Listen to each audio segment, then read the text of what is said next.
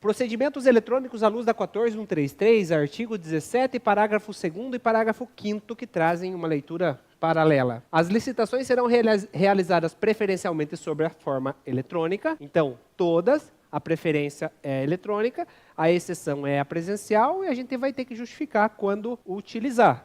Não é vedado, mas tem que ter justificativa plausível e falta de capacitação não pode ser. A administração pública tem condições e tem que dar condições para o servidor fazer o trabalho da forma correta, da forma que a legislação prevê, né? E tem condições de investir em capacitação. Falta de internet também não é. Hoje a gente tem uma internet boa, né? Nos órgãos, nas entidades. Falta de plataforma também não é. Temos uma que é gratuita, que funciona muito bem para todos os outros, assim como temos as privadas, né, dentro das suas particularidades de funcionamento, mas a gente tem. Mas se mesmo assim, por algum fato superveniente, né, em que não houver a justificativa, nesse momento, se eu decidisse fazer uma licitação que não fosse o pregão e que não fosse a concorrência, vamos pensar num diálogo competitivo, que isso é bem inovador. Mas vamos pensar que hoje a decisão do município de Fênix, né, era fazer um diálogo competitivo, não tem na plataforma do compras.gov, então justificou que esse ele faria presencial porque não tem na plataforma. Não estou dizendo que é seguro, é extremamente inseguro, até porque isso quase que não vai se aplicar a pequenos municípios. Quantos mil habitantes tem Fênix? 5 mil.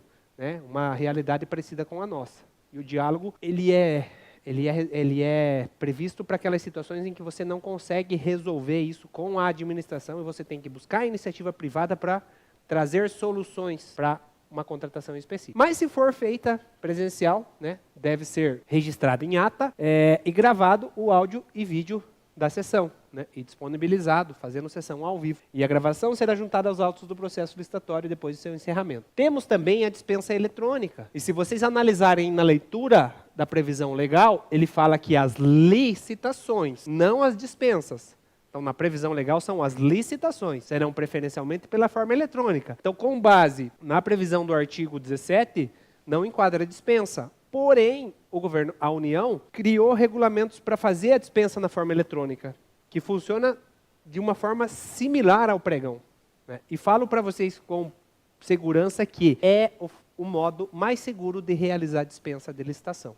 É um mini pregão. Não há pessoalidade. E se vocês observarem também a previsão legal para formação de preço pela 14133, aonde não há distinção para licitação e para dispensa, a lei prevê a mesma rotina, a mesma conduta para formar preço. E qual a preocupação aqui, se eu optar por um processo físico? Se o menor preço for o do painel de preço ou do Nota Paraná, a administração não tem como contratar com o menor preço do Nota Paraná ou com o painel de preço, ou com o preço que Fênix está pagando.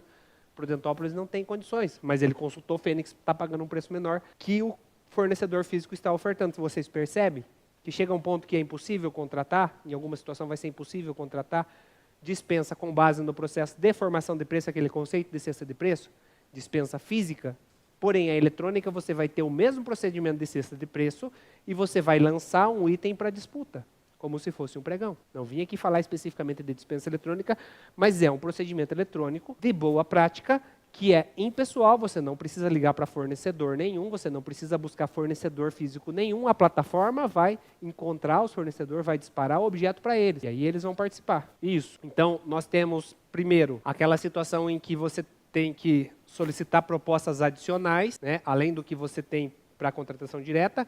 Então, você deixa um aviso lá, na intenção de buscar propostas adicionais para aquele objeto. Vencido esse prazo, você está falando da eletrônica, então você tem que fazer um mini edital, que é o aviso da contratação direta, com pequenas regras de funcionalidade, como que vai ser a contratação, e esse já tem minuta lá no PNCP. Para o aviso de contratação direta já tem. Consultem. Até um tanto quanto extensa, mas daí vocês vão adotar porque é cabível à administração de vocês. Nós utilizamos, inclusive, o sistema Comprasnet para quem já tem acesso, como é o caso de Prudentópolis, é só pegar a ferramenta de dispensa eletrônica e começar a usar. Não tem adesão nenhuma para fazer. Está lá, disponível. E vocês vão perceber que é simples. Você tem o processo de formação de preço, você tem a formalização de demanda. Voltando à ordem correta, você tem a formalização de demanda, você tem o processo de formação de preço, autorização do prefeito, rúbrica orçamentária e parecer jurídico, construir o aviso de contratação e lançar no sistema como se eu estivesse lançando um pregão. Manter os 3 dias de publicação, tem mais uma particularidade quando você opta pela rodada de lances, que ela acontece em até 10 horas, e você tem um mínimo de 6 horas, então ele acontece ali, naquele período. E os resultados são excelentes.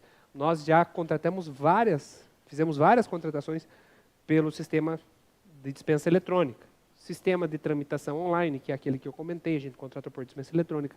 Aquisição de drone com especificação complexa, também pela dispensa eletrônica. O que mais? Enfeites para o Natal, apesar de ser por dispensa e não há vedação. A gente optou pela eletrônica porque a gente queria economicidade no processo. E conseguiu economicidade no processo.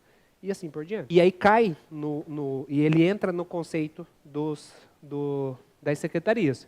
Porque em algum momento ele não vai fugir da contratação direta, mas ele tem segurança, porque não tem mais pessoalidade.